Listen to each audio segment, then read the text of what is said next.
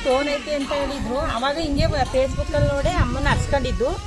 ಇಲ್ಲಿ ಬರ್ಬೇಕು ಅಂತ 5 ತಿಂಗಳಿಂದ ಪ್ರಯತ್ನ ಪಟ್ಟಿದ್ಕೆ ಕೊನೆಗೂ ಬಂದು ಅವಾಗ್ಲೂ ಫಸ್ಟ್ ಟೈಮ್ ಸಿಕ್ಕಿದ್ರು, 2ನೇ ಸಲ ಸಿಕ್ಕರು, 3ನೇ ಸತಿಗೂ ಸಿಕ್ಕರು, 1-2 ಸತಿ ಮಾತ್ರ ಸಿಗ್ಲಿಲ್ಲ. ಈಗ ಕಿವಿಲಿ ಹಂಗೇನ ಆಪರೇಷನ್ ಹೋಲ್ ಐತೆ ಕಣಮ್ಮ. 8-9 ತಿಂಗಳಿಂದ ನೆಳ್ಳಾಡ್ದೆ. ಅಮ್ಮಂಗೆ ಹರ್ಸ್ಕೊಂಡ್ರೆ ಯಾಕೆ ಈ ತರ ಮಾಡ್ತಾ ಇದ್ದೇವ, ಇಲ್ಲ ನೀನೇ ವಾಸ ಮಾಡ್ಕೊಳ್ಳೋದಾದ್ರು ವಾಸೆ ಮಾಡ್ಕೊ ಅಂತಾನು ಕೇಳ್ಕೊಂಡೆ.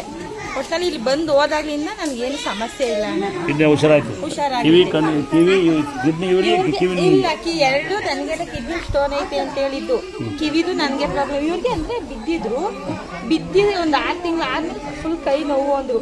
ನಾನು ಅಮ್ಮಂಗೆ ಹರ್ಸ್ಕೊಳ್ರಿ, ಅವ ಅಮ್ಮ ನನ್ನಂತವ್ರಿಗೆ ವಾಸ ಮಾಡೋದು ನಿಮ್ಗೆ ಹರ್ಸಲ್ವಾ ಅಂತ ಅಂದಮೇಲೆ ಒಂದ್ಸತಿ ಬಂದು ಅವಾಗ ಇವ್ರಿಗೆ ಸಿಗ್ಲಿಲ್ಲ. ನಾನು ಅನ್ಕೊ ಬಂದೆ ದೂರ ಅನ್ಕೊ ಬಂದಲ್ಲ, ಅದಕ್ಕೆ ನೀವು ಹಿಂಗೆ ವಾಸನೆ ಐತೆಲ್ಲ ಭಕ್ತಿಯಿಂದ ಕೇಳ್ಕೊಳ್ಳಿ ವಾಸೆ ಮಾಡೇ ಮಾಡ್ತಾಳೆ ಅಂತ ಅನ್ಕೊಂಡು ಈಗ ಬಂದು ಅಮ್ಮನ ವಾಸೆ ಆಗೈತೆ ಕಡೆ ಪರವಾಗಿಲ್ಲ ಅಂತ ಅಂದ್ರು.